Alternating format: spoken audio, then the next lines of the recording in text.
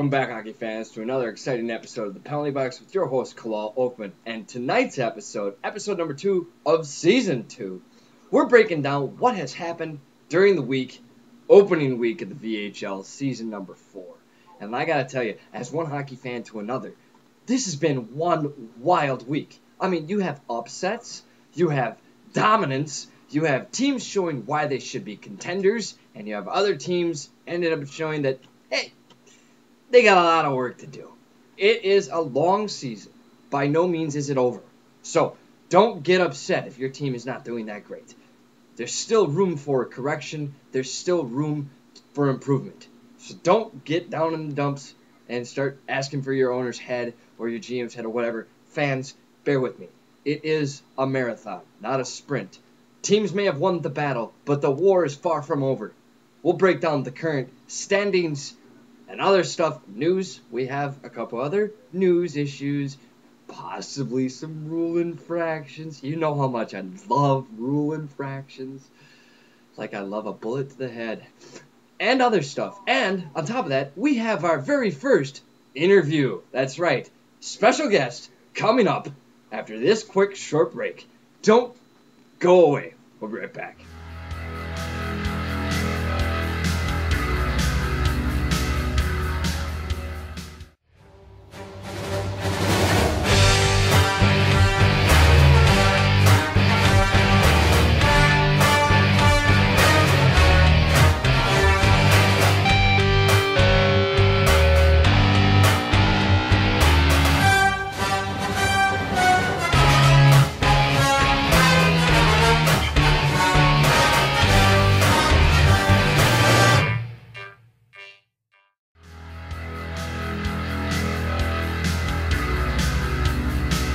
Welcome back, hockey fans.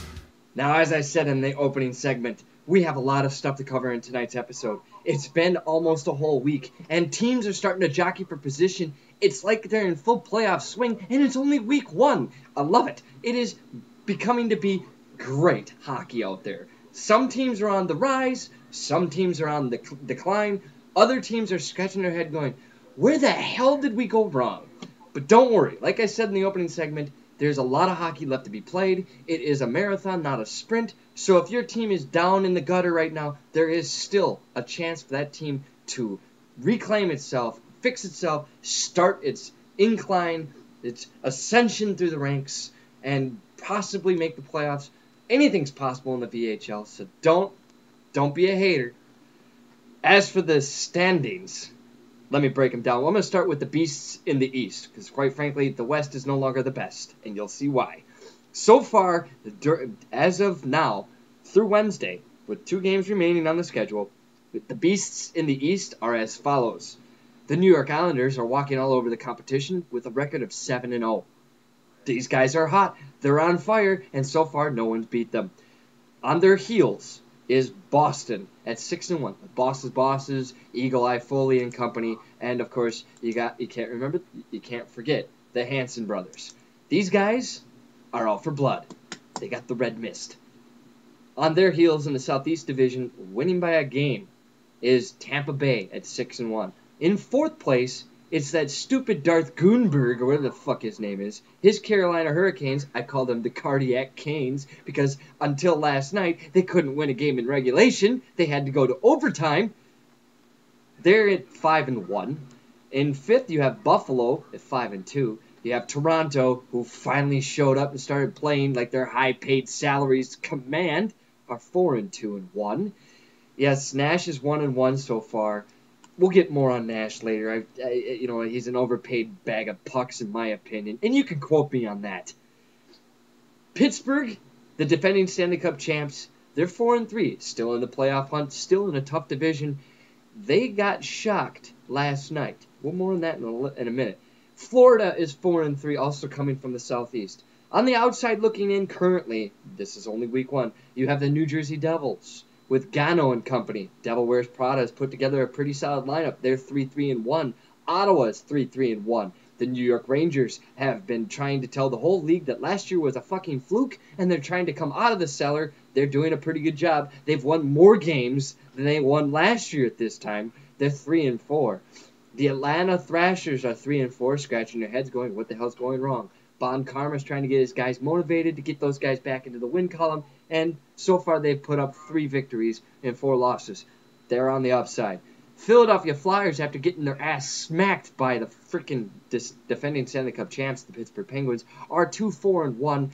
They did lose in overtime to Vancouver, though, so they're a work in progress at best. Then there's Washington, 2-4-1. I'm sorry, I had Washington doing a lot better than 2-4-1, but that's my personal opinion. I'm pretty sure that Plymouth and company is going back to the drawing board, grabbing the clipboard and the coach's whistles, and like Herb Brooks with the guys in Norway, they're going back and forth doing chalk lines. If you know what I mean by chalk lines, you get the eraser on one end of the ice on the line, and you got to go touch the other end of the ice. You go back and forth, back and forth, back and forth until the coach tells you to quit. Plymouth's probably got the coach's whistle, even though he's just a player and a forward. He's helping that team. They're 2-4-1. Then there's Montreal, 2-5. That's the beasts in the East. Now time for the, what should I say, the best of the rest? Oh, I'm sorry, the West. You have Phoenix, 7-0. They're undefeated. Edmonton, turning heads like crazy. Nobody thought they'd be doing this good. They're 5-2. St. Louis, that Dark Cloud Donnie guy on the radio picked you guys not even to make the playoffs. You're currently leading your division 4-2-1. LA Kings, tough division, 6-1. They're in 4th. They're on the heels of Phoenix by a game, but unfortunately they're 6-1 in 4th. Chicago, 4-2-1. Yes, that's right. I said St. Louis, then Chicago. Where's Detroit? Someone get this team a glass of ice water and some Advil, because they have a serious championship game hangover. They are on Detroit's heels at 4-2. I'm sorry, Detroit is on Chicago and St. Louis's heels at 4-2-1. Tiebreakers have them in the 6th spot. Then, hang on to your hats, folks. Buckle your seatbelts and grab onto something sturdy, because the Columbus Blue Jackets are currently in 7th place at 3-2-2. Then they have Fulton and the Dallas Stars rebuilding from a disastrous last week of the regular season in Season 3. And I mean disastrous. They're 3-3-1. Those are the best of the West. Now time for the not-so-best. These guys are on the rise. However, they got a lot of work ahead of them. Nashville, I've been kind of hard on these guys. They've been doing a lot of fucking gum flapping and flashing the leather, so to speak. And I ain't talking about the Trapper. They've been doing a lot of this. They're 3-4-0. San Jose, 2-4-0. Vancouver, 2-5. They have 2 victories. They're doing better than they did last year. Still room for improvement, and they're trying to get that job done up there with Offshore J, Smiles and Cries. Colorado, after coming off a stunning victory, are 1-5-1. They need to be doing a little retooling and rethinking. Speaking of retooling and rethinking, you have Calgary. Your opening night, you come out with a victory, and now you've lost 6 straight, 1 in overtime. Don't worry, boys. It's a marathon, not a sprint. You have time to correct this problem. Knights of God knows what he's doing. He took the Providence Bruins to the promised land last year into the playoffs, lost in the 2nd round. But still, he knows what it takes to get a team motivated. Have faith. They'll get it done. Anaheim, their whole team's on the trade block. I don't know what's wrong with you guys. You're 0-6-1. And then on top of that, there's Minnesota, 0-7-0. I don't know if you need to make some major changes. May need to make a transfusion, such as like a blood transfusion. Get some new blood in, get the old blood out. We'll see. But it's a long season, folks. Nothing is written in stone yet. Anything can happen this season. We'll be right back with more information from around the league and that special guest interview coming up next. Don't go away.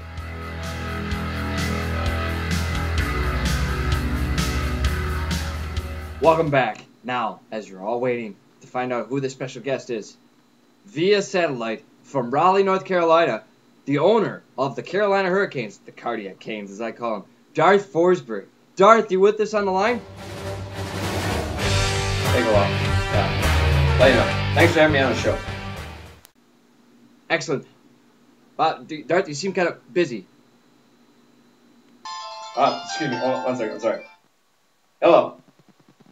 You do know I'm doing a TV thing right now. Sorry, hold on. One second.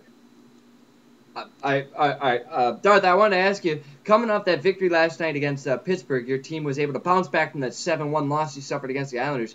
How do you think? I'm doing the penalty box right now. No, you're gonna have to tell San Jose we're gonna have to reschedule. I'm sorry. What the hell do you mean, Case? Who's driving? Seriously, are you trying to tell me that Case came back, celebrated with Headhunter and the rest of the guys, and someone gave him the keys to the stupid Zamboni, and he went driving around in a victory lap at the... Wait, do you know how much damage this caused? Do you know how many fans have to give him rain checks for the game? They wanted to come and see San Jose play opening night. What the hell are you giving... Who gave him the keys? If I know who gave him the keys, I'll trade his ass to Calgary. If I know who gave him the keys, sorry, Claw, I gotta go. I can't...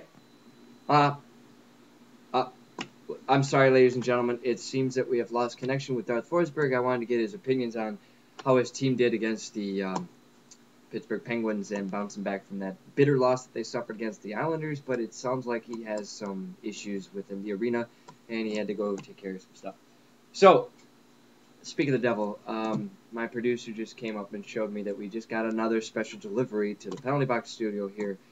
And she said that this was in a box package. This was for the owners. Baby wipes.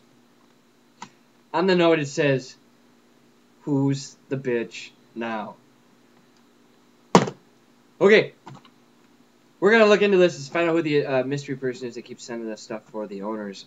Also, rules, infractions, minor allegations, and so to speak.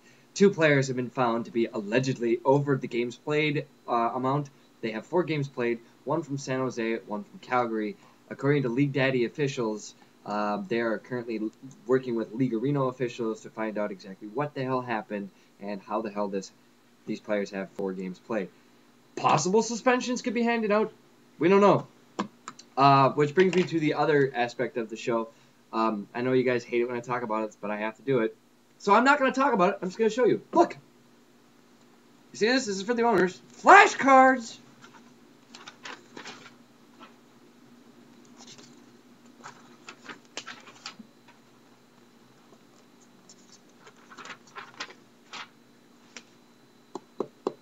Just so you all know. That's it for us. We'll catch you next week on the next episode of the Penalty Box. Until then, we'll see you at center ice when the puck drops. Good night.